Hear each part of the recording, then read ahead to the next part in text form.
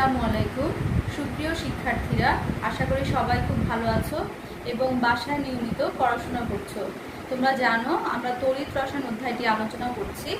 আজ আমরা এই অধ্যায়ের সবচেয়ে গুরুত্বপূর্ণ অংশ তড়িৎ চালক বল নিয়ে আলোচনা করব এবং এই বল সংক্রান্ত কিছু গাণিতিক সমস্যার সমাধান করব।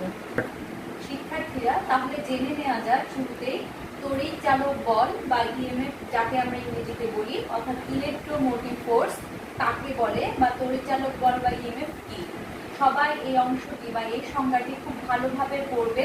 এটা তোমাদের জ্ঞানমূলক প্রশ্ন হিসেবে বোর্ডে অনেকবার এসেছে, এটা জানা তোমাদের খুব দরকার। তাহলে আমরা জানবো তড়িৎ চালক বল বা ইএমএফ। সংজ্ঞাটি ম্যাম বোর্ডে লিখে দিয়েছি, সবাই খেয়াল করবে। কোনো তড়িৎ রাসায়নিক কোষের অ্যানোডে জারণ বিভব এবং ক্যাথোডে বিজারণ বিভবের সমষ্টিকে ওই তড়িৎ রাসায়নিক কোষের তড়িৎ চালক বল বা ইএমএফ বলে। সবাই যা খেয়াল করবে, ম্যাম গত ক্লাসে বলেছিলাম তোমাদেরকে জারণ বিভব এবং বিজারণ বিভব সম্পর্কে। আর সেক্ষেত্রে আমরা সকলেই জানি অ্যানোডে সর্বদা জারণ ঘটে, ক্যাথোডে বিজারণ ঘটে। তাহলে সেই ক্ষেত্রে একটা তড়িৎ রাসায়নিক কোষে কিন্তু অ্যানোডও আছে, ক্যাথোডও আছে। আর সেই অ্যানোডে যে পরিমাণ জারণ হবে, জারণের ফলে যে বিভবটা আমরা পাবো, এবং ক্যাথোডের ক্ষেত্রে বিজারণের ফলে যে বিজারণ বিভব পাওয়া যাবে, সেই দুটার সমন্বয়কে বা সমষ্টিকে আমরা বলবো ওই তড়িৎ রাসায়নিক কোষের তড়িৎ চালক বল বা ইংরেজিতে আমরা বলবো ইলেকট্রোমোটিভ ফোর্স, যাকে সংক্ষেপে ইএমএফ দ্বারা প্রকাশ করা হয়।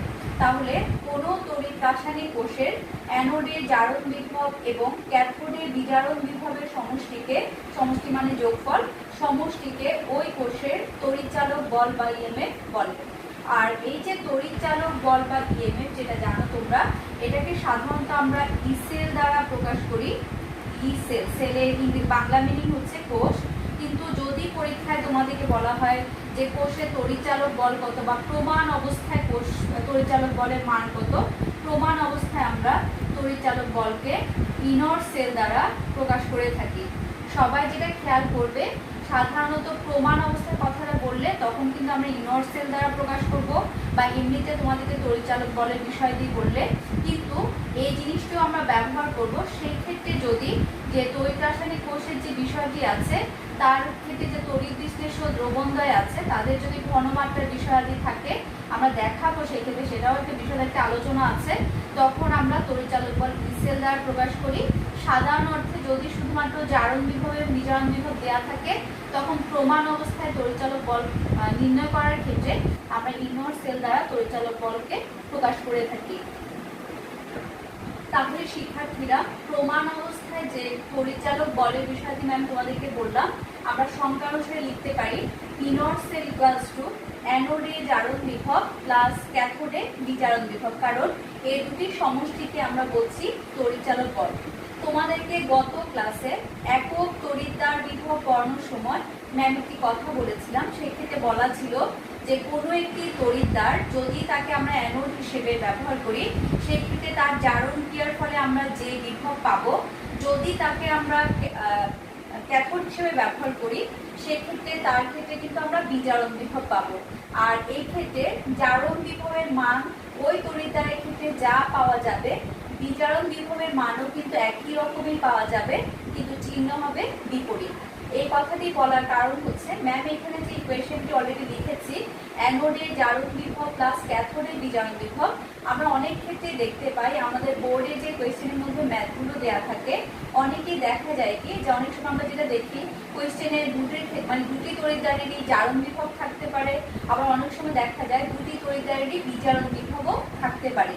তখন আমরা চাইলে এই সমীকরণ না করে, এই সমীকরণটিকে একটু চেঞ্জ করে আমরা কি করতে পারি, অঙ্কটি করতে পারি। আর আবার আমরা যেটা দেখি আমাদের বোর্ডে এমসিকিউতে এই সমীকরণটি, যেমন এখানে জারণ বিভব আছে, বিজারণ বিভব আছে, অনেক সময় যেটা দেখা যায় দুটি জারণ বিভব বা দুটি ক্ষেত্রে বিজারণ দিয়ে আমাদের ইকুয়েশনটা সেট করা থাকে। তোমাদের কাছে কোনটি সঠিক সেটা জানতে চাওয়া হয়। ম্যাম যে কথাটা বললাম, তাহলে সেটা আমরা কিভাবে দেওয়া থাকবে বা কিভাবে আমরা কাজটা করবো। সাপোজ আমরা তো জানি যে চিরন্তনভাবে অ্যানোডে সর্বদা জারণ হয় এবং সেক্ষেত্রে আমরা অ্যানোডে জারণ বিভব পেয়ে যাই। কিন্তু কেউ যদি মনে করে যে সে ক্যাথোডে বিজারণ বিভবের মানটি যেটা আছে, বিজারণ বিভব না বসিয়ে সেখানে যে তড়িৎদ্বারে বিজারণ হচ্ছে তার জারণ বিভবটা সে বসাতে চায়, তাহলে সেক্ষেত্রে এখানে আছে বিজারণ কিন্তু সে বসাবে জারণ বিভব। তাহলে তোমাদের ইতোমধ্যে বলা আছে বিজারণ বিভব যা হবে জারণ বিভবের মানও তাই হবে, শুধু চিহ্নটি কি হয়ে যাবে বিপরীত, অর্থাৎ প্লাস হলে তা মাইনাস হবে, মাইনাস হলে তা প্লাস হবে। যেহেতু এখানে বিজারণ বিভবের আগে চিহ্নটি পজিটিভ অর্থাৎ প্লাস দেওয়া আছে, তাহলে আমরা যদি এটাকে একটু সাজিয়ে নিই, যেমন ধরো আমরা লিখতে পারবো অ্যানোডে জারণ বিভব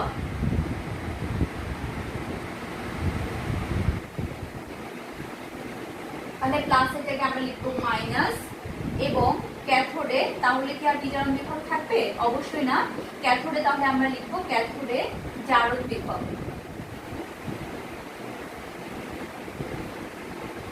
অনুরূপ ভাবে কেউ যদি মনে করো যে সে বিজারণ বিভব হিসেবে সমীকরণটাকে সেট করতে চায়, তাহলে আমরা বিজারণ বিভবটাকে সেট রাখার জন্য প্রথমে ক্যাথোডে যেহেতু বিজারণ আছে তা লিখে ফেলতে পারি যে ক্যাথোডে বিজারণ বিভব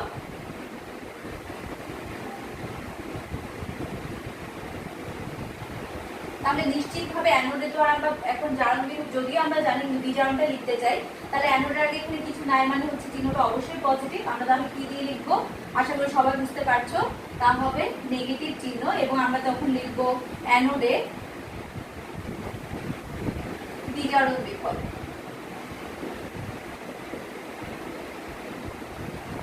তাহলে সবাই যদি খেয়াল করবে সাধারণত সংজ্ঞা অনুসারে আমরা লিখি অ্যানোডে জারণ বিভব এবং ক্যাথোডে বিজারণ বিভবের সমষ্টি হচ্ছে তড়িৎচালক বল।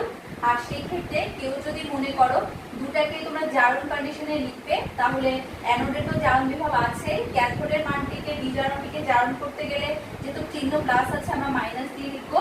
আবার সেম ভাবে যদি তোমরা উভয়টাকে বিজারণ হিসেবে রাখতে চাও, তাহলে সেক্ষেত্রে অ্যানোডে জারণ বিভবের মানটিকে বিজারণ বিভব লিখতে চাইলে তখন আমাদের এখানে যেহেতু অ্যানোডের আগে প্লাস চিহ্ন দেওয়া আছে তাকে আমরা কি লিখবো মাইনাস লিখবো। তোমাদের এই যে ম্যাম এখানে যে ইকুয়েশনটা লিখলাম প্রমাণ পরিচালক বলের যে বিষয়টি আছে এখানে, এটা থেকে তোমাদের বোর্ডে এমসিকিউ এসেছে, তোমরা খেয়াল করে দেখবে, আশা করি তোমরা অ্যান্সার করতে পারবে। প্রিয় শিক্ষার্থীরা, এই পর্যায়ে আমরা পড়বো যে কিভাবে আমরা দুটি তড়িৎদ্বারের সমন্বয়ে বা আমাদের প্রশ্নের মধ্যে ধরো দুটি ধাতব পদার্থের নাম দেওয়া আছে, সেক্ষেত্রে তার সমন্বয়ে কিভাবে আমরা বা তাদের সমন্বয়ে কিভাবে আমরা একটা তড়িৎ রাসায়নিক কোষের কোষ বিক্রিয়াটা লিখবো এবং কোষ সংকেত লিখতে পারবো। সবাই খেয়াল করবে, আমি বোর্ডে একটি প্রশ্ন লিখেছি, জিঙ্ক এবং সিলভারের সমন্বয়ে গঠিত তড়িৎ রাসায়নিক কোষের কোষ বিক্রিয়া এবং কোষ সংকেত লিখো। তাহলে তোমরা জানো যে তড়িৎ রাসায়নিক কোষের গঠনের ক্ষেত্রে অবশ্যই দুটি তড়িৎদ্বার দুটি দ্রবণ প্রয়োজন আছে। তাহলে সেই ক্ষেত্রে এখানে আছে জিঙ্ক এবং সিলভার, তাহলে আমাদের জানতে হবে যে যেহেতু আমাদের দুটি তড়িৎদ্বারের বিষয় অ্যানোড ক্যাথোড আমাদেরকে গঠন করতে হবে, সেক্ষেত্রে অ্যানোড হিসেবে সর্বদা আমরা তাকেই নিব সক্রিয়তা সিজে যার অবস্থানটি উপরে, কারণ অ্যানোডের জারণ ঘটে এবং সক্রিয়তা সিজে যার অবস্থান যত উপরে তার জারণ বিভবের মানটি তত বেশি হয়ে থাকে। তাহলে এখানে রাখা আছে জিঙ্ক এবং সিলভার, আশা করি তোমাদের জানা আছে জিঙ্ক এবং সিলভারের মধ্যে জিঙ্কের অবস্থান কিন্তু উপরে, তার মানে জিঙ্কের অবশ্যই জারণ ঘটবে এবং সিলভারের বিজারণ ঘটবে, অর্থাৎ জিঙ্ককে আমাদের অ্যানোড রূপে ব্যবহার করতে হবে এবং সিলভারকে আমরা ক্যাথোড রূপে ব্যবহার করব। তাহলে এই ধরনের কোয়েশ্চেন যদি তোমাদের আসে, অবশ্যই আমাদের যা করতে হবে, আমরা শুরুতেই আগে আমাদের উদ্দীপকে যে দুটি পদার্থের নাম থাকবে আমরা তাদের মধ্যে দেখব সক্রিয়তা সিজে কার অবস্থান উপরে, আমরা তারই প্রেক্ষিতে আগে তার মধ্যে কার জারণ হবে কার বিজারণ হবে তা মেনশন করব, এবং তারই প্রেক্ষিতে আমরা এরপর অ্যানোডের কোষ বিক্রিয়াটি দেখাবো এবং অ্যানোডে অর্ধকোষ বিক্রিয়া জারণ অর্ধকোষ অবশ্যই এবং ক্যাথোডে বিজারণ অর্ধকোষ বিক্রিয়াটি আমরা দেখিয়ে আমরা কোষ বিক্রিয়াটি সম্পূর্ণ করবো এবং তারই পরপর আমরা কোষ সংকেতটি লিখব। তাহলে শুরুতে সবাই যেটা লিখবে, যেহেতু সক্রিয়তা সিরিজে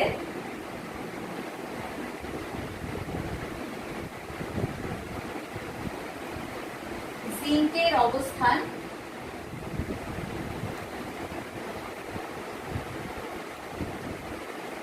সিলভারের উপরে,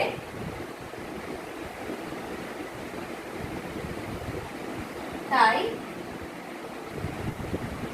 জিঙ্ক এবং সিলভারের সমন্বয়ে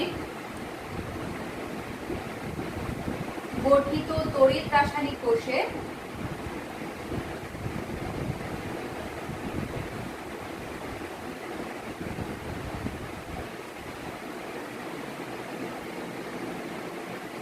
জিঙ্কের জারণ ঘটবে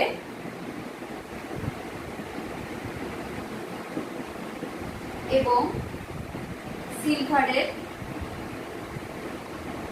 বিজারণ ঘটবে।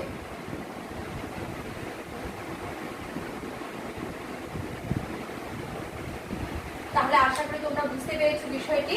আর আবার এমনও হতে পারে পরীক্ষার সময় তোমাদেরকে যে দুটি পদার্থের নাম দেওয়া থাকবে তাদের হয়তো তোমাদের কাছে বিভবের মানগুলো দেওয়া থাকবে, তোমরা তারই প্রেক্ষিতে ডিসাইড করতে পারবে যে কার অবস্থান উপরে কার অবস্থান কি নিচে। এই বিষয়ে ম্যাম আরেকটু পরে আলোচনা করব। তোমরা আশা করি এতটুকু পর্যন্ত বুঝতে পেরেছো। শিক্ষার্থীরা, তাহলে আমরা এর পরপর লিখবো যে আমরা যেহেতু জারণ বিজারণের বিষয়টি জেনে গেলাম, আমরা তাহলে বুঝবো যে জারণ যেহেতু অ্যানোডে ঘটে আর বিজারণ যেহেতু ক্যাথোডে ঘটে, তাহলে জিঙ্কের বিক্রিয়াটি এখানে অ্যানোডে হবে আর সিলভারের বিক্রিয়াটি হবে ক্যাথোডে। তাহলে আমরা শুরুতে লিখবো অ্যানোডে জারণ অর্ধকোষ বিক্রিয়া।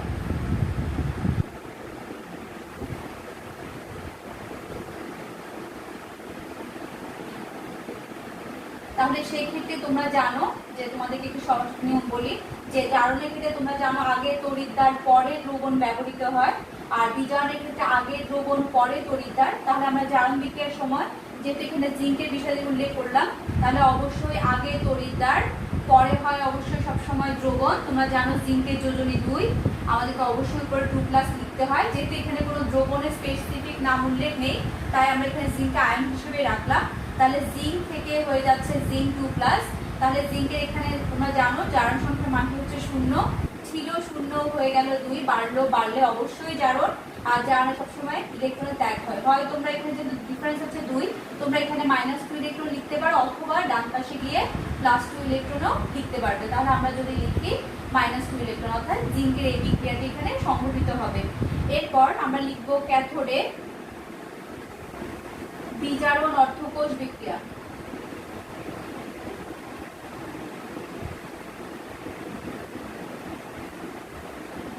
তাহলে তোমরা যা খেয়াল করবে, অ্যানোডে জারণ বিক্রিয়ার সময় শুরুতে সর্বদা তড়িৎদ্বারকে আগে লিখবে, পরে দ্রবণ লিখবে। আর ক্যাথোডে বিজারণের সময় সর্বদা আগে দ্রবণটিকে লিখবে, পরে তোমরা তড়িৎদ্বারকে লিখবে। তাহলে সিলভারের ক্ষেত্রে আমরা তো আগে সিলভারকে লিখবো না, তার দ্রবণকে লিখবো। আর সিলভারের যোজনী যেহেতু 1, সিলভার দ্রবণে সিলভার প্লাস রূপে থাকবে এবং সে উৎপন্ন হবে সিলভার ধাতু রূপে, যেখানে তার জারণ সংখ্যার মানটি হচ্ছে 0। তাহলে দেখো দুজনের মধ্যে পার্থক্য হচ্ছে 1, কারণ এখানে +1 এখানে 0, 1 পার্থক্য এবং কমে গেছে মানটি, কমলে বিজারণ। তাহলে সেক্ষেত্রে আমরা জানবো বিজারণ ইলেকট্রনে গ্রহণ হয় বিধায় কয়টি গ্রহণ করবে, 1টি ইলেকট্রন গ্রহণ করবে। আর আমরা যখন এরপর তাহলে এক্ষেত্রে আমরা করে ফেললাম অ্যানোডে জারণ অর্ধকোষ বিক্রিয়া, ক্যাথোডে বিজারণ অর্ধকোষ বিক্রিয়া। তোমাদেরকে আরো আগের ক্লাসে বলেছি যে এই যে জারণ অর্ধকোষ বিক্রিয়া এবং বিজারণ অর্ধকোষ বিক্রিয়া, এই দুটি অর্ধকোষ বিক্রিয়া যোগ করলেই আমরা পূর্ণাঙ্গ কোষ বিক্রিয়াটি পেয়ে যাব। তবে এক্ষেত্রে তোমরা যে বিষয়টি খেয়াল করবে, পূর্ণাঙ্গ কোষ বিক্রিয়ার ক্ষেত্রে অবশ্যই আমরা যখন যোগের বিষয়টি করব, আমরা দেখব জারণ অর্ধকোষ এবং বিজারণ অর্ধকোষে ইলেকট্রনের সংখ্যাটি যেন সমান হয়। যেমন এখানে ইলেকট্রন ত্যাগ হচ্ছে 2টি, বাট গ্রহণের বিষয় এখানে দেখতে পাচ্ছি আমরা 1টি। তাহলে অবশ্যই এই সমীকরণটিকে আমরা 2 দ্বারা গুণ করে দিব। তোমরা কখনো এখানে শুধু 2 দিতে পারবে না, অবশ্যই সম্পূর্ণ সমীকরণটাকে আমাদের 2 দ্বারা গুণ করতে হবে। তাহলে ম্যাম যদি এটাকে 2 দ্বারা গুণ করি, তাহলে আমরা লিখতে পারি যে 2 লিখলাম এখানে, যে 2 হলো সিলভার আয়ন, এখানে সে 2টা ইলেকট্রনের বিষয়, 2টা ইলেকট্রন গ্রহণ করলো, তাহলে আমরা এখানে পেয়ে যাব 2 সিলভার। আচ্ছা, এরপর আমরা যদি এটাকে যোগ করি পূর্ণাঙ্গ কোষ বিক্রিয়ার জন্য, তোমরা এইভাবেও যোগ দেখাতে পারো বা শুধু কোষ বিক্রিয়াও লিখতে পারো। তাহলে আমরা লিখতে পারি কোষ বিক্রিয়া। কোষ বিক্রিয়া হচ্ছে দুটি অর্ধকোষ বিক্রিয়ার যোগফল। তাহলে 2 ইলেকট্রন ক্যান্সেল হয়ে যাবে। এখানে আমরা যেটা লিখতে পারবো জিঙ্ক প্লাস 2 হলো সিলভার আয়ন, এরপর আছে এখানে জিঙ্ক 2+ প্লাস 2 সিলভার। তাহলে এতটুকুই হচ্ছে হলো আমাদের জিঙ্ক এবং সিলভারের সমন্বয়ে গঠিত তড়িৎ রাসায়নিক কোষের কোষ বিক্রিয়া। এরপর আমাদের আরেকটি অংশ আছে যে কোষ সংকেত লিখো। শিক্ষার্থীরা, আমরা কোষ সংকেত লেখার সময় তোমাদেরকে যে নিয়মটি বলেছিলাম যে আগে সর্বদা জারণ, পরে লিখতে হবে বিজারণ, এবং দুজনের মাঝখানে হয় আমরা পরিবাহী তার দিয়ে চিহ্ন দিব অথবা লবণ সেতুর মাধ্যমে। তাহলে তোমরা দেখতে পেয়েছো এখানে জিঙ্কের জারণ হয়েছে, সিলভারের বিজারণ হয়েছে, তাহলে অবশ্যই আমরা আগে জিঙ্কে লিখবো। এবং জারণের সময় তোমাদেরকে বলা আছে আগে তড়িৎদ্বার পরে দ্রবণ লিখতে হয়, তাহলে আগে তড়িৎদ্বার পরে দ্রবণ আমরা লিখবো জিঙ্ক। এবং তাদের মাঝখানে তোমাদেরকে বলেছি খাড়া তির্যক অথবা কমা দিতে, ধরে নিলাম আমরা খাড়া দাগ দিচ্ছি, তাহলে জিঙ্ক 2+ আমরা লিখলাম যে আগে তড়িৎদ্বার পরে দ্রবণ। এরপর সিলভারের বিষয়টি আসবে, তবে এক্ষেত্রে যে বিষয়টি খেয়াল করবে এখানে যে সংখ্যার বিষয়টি আছে এগুলো তোমরা কোষ সংকেতের মধ্যে লিখবে না, শুধু সাধারণ অবস্থাটি আমরা লিখবো। তাহলে সিলভারের ক্ষেত্রে যেহেতু তার বিজারণ হয়েছে, বিজারণের ক্ষেত্রে কিন্তু আগে দ্রবণ, তাহলে সিলভার আয়ন, পরে হচ্ছে তড়িৎদ্বার, এরপর আমরা লিখবো সিলভার। আর যেহেতু আমরা জানি না যে এখানে যে তড়িৎ রাসায়নিক কোষটি আছে তা কিভাবে আসলে সংযুক্ত, তা কি পরিবাহিতা নাকি লবণ সেতু, যেহেতু আমাদের কাছে জানা নেই, তাই আমরা আমাদের পছন্দ মতো চিহ্ন ব্যবহার করতে পারবো। কিন্তু যদি তোমাদের বোর্ড পরীক্ষার প্রশ্নে বা তোমাদের কলেজ সংশ্লিষ্ট কোয়েশ্চেনগুলোতে যদি তোমরা দেখো উদ্দীপকে তোমাদেরকে কোষটা দেয়া আছে, তবে সেক্ষেত্রে সেই কোষের চিত্র হিসেব করে, অর্থাৎ চিত্রের মধ্যে যদি লবণ সেতু দেখো তোমরা এখানে 2টি দাগ দিবে, যদি দেখো লবণ সেতু নেই তবে তোমরা শুধু 1টি দাগ দিয়ে কাজটি করবে। যেহেতু ম্যাম এখানে কোনো চিত্র উপস্থাপন করিনি, আমি তোমাদেরকে 2টিই বলছি, যে কোনো একটা দিলেই হবে, চিত্র না থাকলে তোমরা তোমাদের পছন্দ মতো যে কোনো একটি চিহ্ন ব্যবহার করলে হবে। ধরো ম্যাম যদি এখানে একটি চিহ্ন দিই তাহলে বুঝতে হবে এটি পরিবাহী তার দ্বারা এই কোষটি শুধুমাত্র যুক্ত, যদি ম্যাম এখানে 2টি চিহ্ন দেই বুঝতে হবে তা লবণ সেতুর মাধ্যমে যুক্ত। তাহলে এই যে এখানে সংকেতটি লিখলাম এটাই হচ্ছে জিঙ্ক এবং সিলভারের সমন্বয়ে গঠিত তড়িৎ রাসায়নিক কোষের কোষ সংকেত, যা দেখে আমরা বুঝবো যে এখানে জিঙ্কের জারণ হচ্ছে এবং সিলভারের বিজারণ হচ্ছে। শিক্ষার্থীরা এই পর্যায়ে আমরা আরেকটি তোমাদেরকে সেম টাইপের একটি কোয়েশ্চেন দেখাচ্ছি। কপার এবং হাইড্রোজেনের সমন্বয়ে গঠিত তড়িৎ রাসায়নিক কোষের কোষ বিক্রিয়া এবং কোষ সংকেত। তোমাদেরকে এর আগে যা দেখিয়েছিলাম সেখানে দুজনই ধাতু ছিল, অর্থাৎ জিঙ্ক এবং সিলভার, সিলভারের ল্যাটিন নাম আর্জেন্টা, সেই অর্থে আমরা লিখেছিলাম। আর এখন যেটি আছে কপার এবং হাইড্রোজেন, যদিও কপার ধাতু কিউপ্রাম কিন্তু হাইড্রোজেন কিন্তু অধাতু, সেক্ষেত্রে হাইড্রোজেন যেহেতু গ্যাসীয় এবং তার ক্ষেত্রে কোষ সংকেতের একটি নিয়মাবলী আছে ম্যাম, সেজন্য এই জিনিসটি উপস্থাপন করছি। তাহলে আগের মতোই আমরা যে কাজটি করব, এখানে যেহেতু কপার এবং হাইড্রোজেন আছে, তোমরা জানো যে সক্রিয়তা সিরিজে কপার এবং হাইড্রোজেনের মধ্যে হাইড্রোজেনের অবস্থান কিন্তু উপরে, অর্থাৎ হাইড্রোজেনের জারণ হবে, কপারের বিজারণ হবে। তাহলে সেক্ষেত্রে আমরা আগের প্রশ্নের মতো যা লিখবো, যেহেতু সক্রিয়তা সিরিজে হাইড্রোজেনের অবস্থান কপারের উপরে, তাই হাইড্রোজেনের জারণ ঘটবে এবং কপারের বিজারণ ঘটবে। এবং তাদের ক্ষেত্রে আমরা যখন, তার মানে আমরা যেটা বুঝবো যে হাইড্রোজেনের দ্বারা গঠিত তড়িৎদ্বারটি হবে এখানে অ্যানোড এবং কপারের সমন্বয়ে গঠিত তড়িৎদ্বারটি হবে এখানে ক্যাথোড। তোমরা আগে এই জারণ কার ঘটবে, বিজারণ কার ঘটবে আগের প্রশ্নের মতো করে তা এখানে লিখবে, এরপর তোমরা কোষ বিক্রিয়াগুলো লিখবে। ম্যাম কোষ বিক্রিয়াটি লিখে দিচ্ছি, উপরে যে লেখাটুকু আছে তোমাদেরকে তা ম্যাম মুখে বলেছি, তোমরা তার খাতায় সুন্দরভাবে আগের প্রশ্নের মতো করে লিখে ফেলবে। তাহলে আমরা শুরুতে যা লিখবো, অ্যানোডে জারণ অর্থ কোষ বিক্রিয়া।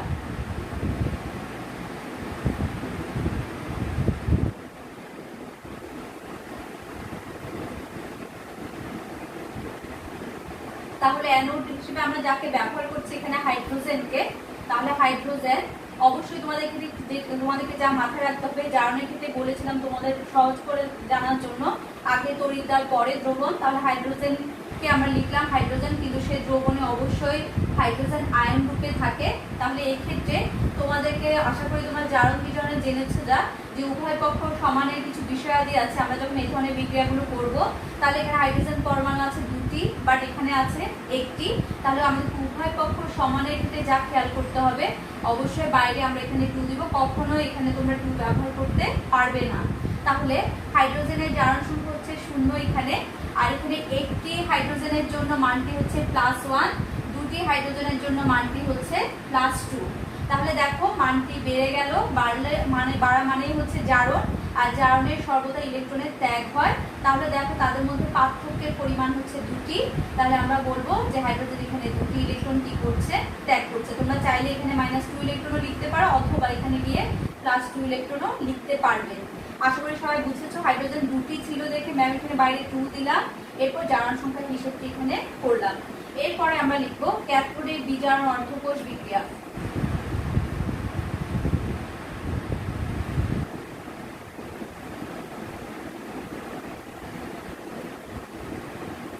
তাহলে ক্যাথোড হিসেবে আমরা এখানে ব্যবহার করব কপারকে। তাহলে ক্যাথোডের ক্ষেত্রে বা বিজারণের ক্ষেত্রে আমরা যা খেয়াল করব, আগে কিন্তু সর্বদা দ্রবণ। তাহলে কপারের এখানে যদি স্পেসিফিক কোনো দ্রবণের নাম উল্লেখ নেই, কপারের আয়ন হিসেবে আমরা নিয়ে নিচ্ছি দ্রবণে কপারের যোজনে 2, তাহলে কপার 2+, সে কপার ধাতু হিসেবে জমা হবে। তাহলে অবশ্যই জারণ সংখ্যা এখানে 0, তাহলে ছিল 2 হয়ে গেল 0, কমে গেছে মানটি। কমলেই বিজারণ মানে ইলেকট্রনের গ্রহণ। কয়টি ইলেকট্রন গ্রহণ করবে? অবশ্যই পার্থক্য 2, দুটি ইলেকট্রন কি করবে? সে গ্রহণ করবে। এই পর্যায়ে যেহেতু এখানে ইলেকট্রনের সংখ্যা সমান আছে, তাই আমাদেরকে আর ব্যালেন্স করার প্রয়োজন হচ্ছে না এখানে, যেটা আমরা আগের বিক্রিয়াতে করেছিলাম, মানে আগে জিঙ্ক এবং সিলভারের ক্ষেত্রে। তাহলে এখন আমরা যোগ করে দিব।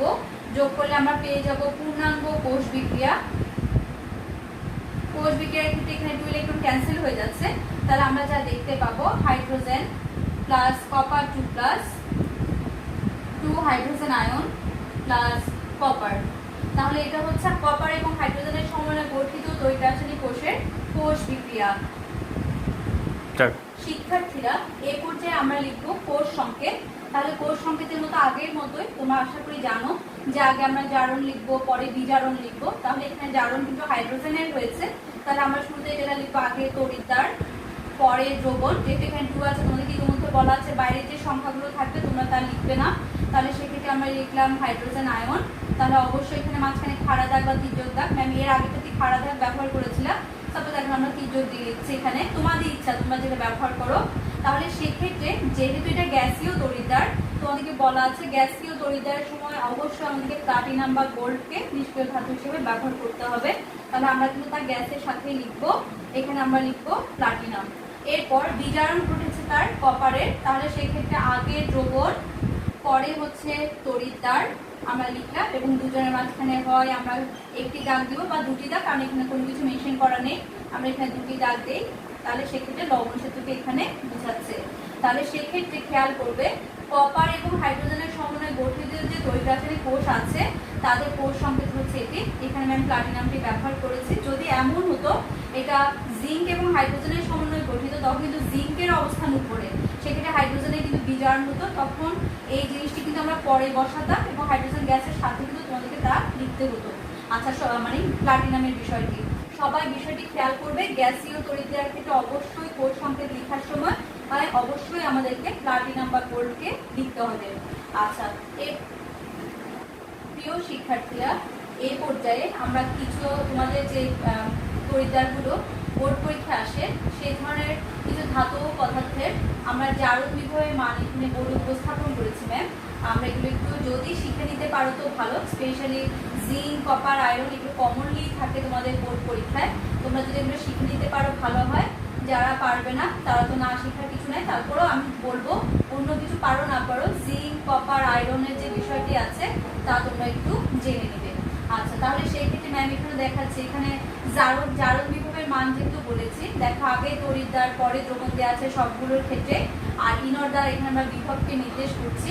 তাহলে প্রথমে জিঙ্কের বিষয়টি বলা আছে, জিঙ্কের জারণ বিভবের মান +0.76 ভোল্ট, আয়রনের ক্ষেত্রে তা হচ্ছে 0.44 ভোল্ট, কপারের ক্ষেত্রে -0.34 ভোল্ট, সিলভারের ক্ষেত্রে -0.799 ভোল্ট, অ্যালুমিনিয়ামের ক্ষেত্রে +1.66 ভোল্ট, নিকেলের ক্ষেত্রে +0.25 ভোল্ট, হাইড্রোজেনের ক্ষেত্রে মানটি হচ্ছে 0.0 অর্থাৎ শূন্য মানটি।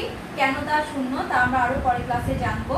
তারপর হচ্ছে টিন, এখানে যেটা আছে স্ট্যানা, টিনের ক্ষেত্রে +0.14 ভোল্ট, তারপর হচ্ছে ম্যাগনেসিয়ামের ক্ষেত্রে +2.36 ভোল্ট, এবং লাস্ট ওয়ান ম্যাঙ্গানিজের ক্ষেত্রে মানটি হচ্ছে +1.18 ভোল্ট। প্রিয় শিক্ষার্থীরা, ম্যাম এর পর্যায়ে বোর্ডে দুটি বিক্রিয়া লিখেছি। প্রথম বিক্রিয়াটি হচ্ছে জিঙ্ক প্লাস কপার সালফেট, দ্বিতীয় বিক্রিয়াটি হচ্ছে কপার প্লাস জিঙ্ক সালফেট। তোমরা জানো প্রত্যেকেই যে সক্রিয়তা সিরিজের জিঙ্কের অবস্থান কপারের উপরে, তার মানে আমরা সহজে জিঙ্ক দ্বারা কপারকে এখানে প্রতিস্থাপন করতে পারবো। সেক্ষেত্রে আমরা পেয়ে যাব জিঙ্ক সালফেট এবং কপার। কিন্তু নিচে যে বিক্রিয়াটি আছে সেক্ষেত্রে কিন্তু কখনোই আমরা এখানে কপার সালফেট প্লাস জিঙ্ক পাবো না, কারণ কপারের অবস্থান জিঙ্কের নিচে। তাহলে আমরা যখন জিঙ্কের সাথে কপার সালফেটকে যুক্ত করব, আমরা দেখতে পাবো সেখানে কিন্তু বিক্রিয়াটি সহজেই সংঘটিত হচ্ছে, অর্থাৎ সেখানে আমরা পেয়ে যাব জিঙ্ক সালফেট এবং কপার। কিন্তু নিচের বিক্রিয়াটি কিন্তু আমরা কোনোভাবে সংঘটিত করতে পারবো না। তাহলে ঠিক তেমনি এই যে ম্যাম এখানে দুটি বিক্রিয়া তোমাদেরকে বললাম, করলাম সক্রিয়তা সিরিজ দিয়ে, এটা না হয় আমরা এভাবে বুঝলাম। কিন্তু যদি আমরা কখনো এমন করি, ধরো তোমরা কোনো তড়িৎ রাসায়নিক কোষ গঠন করেছো, সেক্ষেত্রে তোমরা কিভাবে বুঝবে যে আমরা ধরলাম সেক্ষেত্রে সক্রিয়তা সিরিজ অনেকে জানা নেই, তারা ইচ্ছে মতো করে যে কাউকে অ্যানোড বা কাউকে ক্যাথোড হিসেবে সেট করে ফেললো, তাহলে আমরা চাইলে কিন্তু সহজে সবসময় কিন্তু সেখান থেকে বিদ্যুৎ পাবো না। কখন বিদ্যুৎ পাবো? সক্রিয়তা সিরিজের যার অবস্থার উপরে তোমরা যদি তাকে অ্যানোড হিসেবে ব্যবহার করো এবং যার অবস্থার নিচে তাকে যদি ক্যাথোড হিসেবে ব্যবহার করো এবং প্রয়োজনীয় যন্ত্রপাতি সঠিকভাবে যদি সেট করো, তবেই কিন্তু আমরা বিদ্যুৎ সেখান থেকে পেয়ে যাবো তড়িৎ রাসায়নিক কোষ গঠন করার পরে।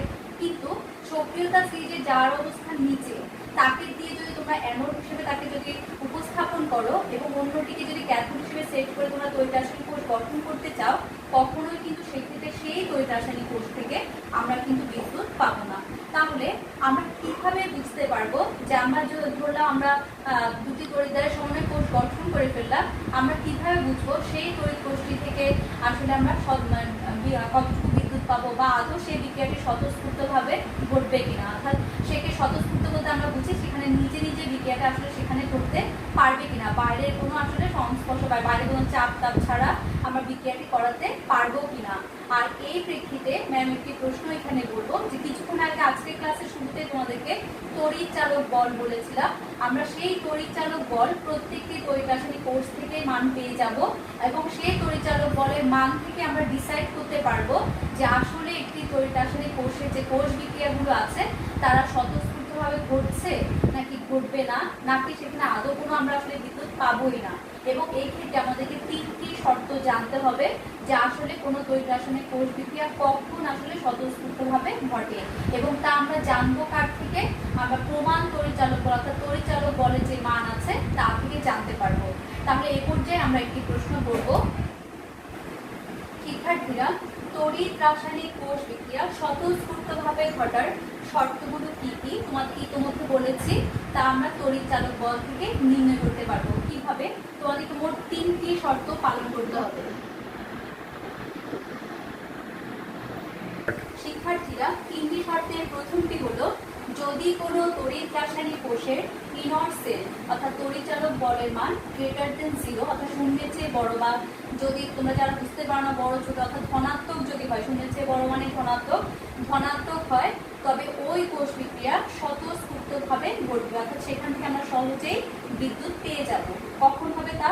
যদি কোনো তড়িৎ রাসায়নিক কোষের তড়িৎচালক বলের মানটি গ্রেটার দেন 0 অর্থাৎ শূন্যের চেয়ে বড় হয়, তবে আমরা দেখবো সেই বিক্রিয়াটি স্বতঃস্ফূর্তভাবে ঘটবে। আর 2 নম্বর শর্তটি হলো, যদি কোনো তড়িৎ রাসায়নিক কোষের তড়িৎচালক বলের মানটি শূন্যের চেয়ে ছোট হয় অর্থাৎ লেস দেন 0 বা ঋণাত্মক হয়, 0 চেয়ে ছোট মান মানেই নেগেটিভ মান অর্থাৎ ঋণাত্মক, তবে সেই কোষ বিক্রিয়া কখনোই স্বতঃস্ফূর্তভাবে ঘটবে না। যেটা আমরা কপার প্লাস জিঙ্ক সালফেটের ক্ষেত্রে জানি বিক্রিয়া হয় না, তখন আমরা সেই ধরনের কোষ থেকে নেগেটিভ ধরনের ভোল্টেজ আমরা পেয়ে যাব। 3 নম্বর শর্ত হচ্ছে, যদি কখনো ইনর সেলের মানটা 0 হয়, তবে আমরা দেখবো সেই কোষ বিক্রিয়া সর্বদা সাম্য অবস্থায় থাকবে, অর্থাৎ তা থেকে কখনোই কোনো বিদ্যুৎ প্রবাহিত হয় না। যখন দেখো তোমরা রিমোট কন্ট্রোল বা এই ধরনের যে আমরা যখন ব্যাটারি ব্যবহার করি, ব্যাটারি কিন্তু প্রথমে আমাদেরকে ঠিকই সার্ভিস দেয়, কিন্তু একটা সময় ব্যাটারিতে দেখা যায় আমরা ব্যাটারিতে আর কোনো কাজ করতে পারি না, সেই ক্ষেত্রে বুঝতে হবে সেই ব্যাটারিতে যে কোষ বিক্রিয়াগুলো আছে সেগুলো সাম্য অবস্থায় উপনীত হয়েছে। তাহলে সবাই যেটা খেয়াল করবে, এই তিনটি শর্ত আমাদেরকে পালন করলে আমরা তিনটি শর্তের মধ্যে আমরা যখন কোনো একটি কোষের তড়িৎচালক বলের মান নির্ণয় করব, তখন আমরা এই তিনটি শর্তের যে কন্ডিশন দেখব সেই কন্ডিশনের উপর বেস করে আমরা বলবো সেই বিক্রিয়াটি আসলে স্বতঃস্ফূর্তভাবে ঘটছে নাকি ঘটছে না। প্রিয় শিক্ষার্থীরা, আমরা আগামী ক্লাসে তড়িৎচালক বল সংশ্লিষ্ট গাণিতিক সমস্যাগুলো সমাধান করব। তোমরা আজকে যতটুকু অংশ পড়ালাম তা বাসায় ভালোভাবে পড়বে। কোনো সমস্যা যদি হয় তোমরা তা কমেন্টস করে জানাবে। সবাই ভালো থাকবে। ধন্যবাদ।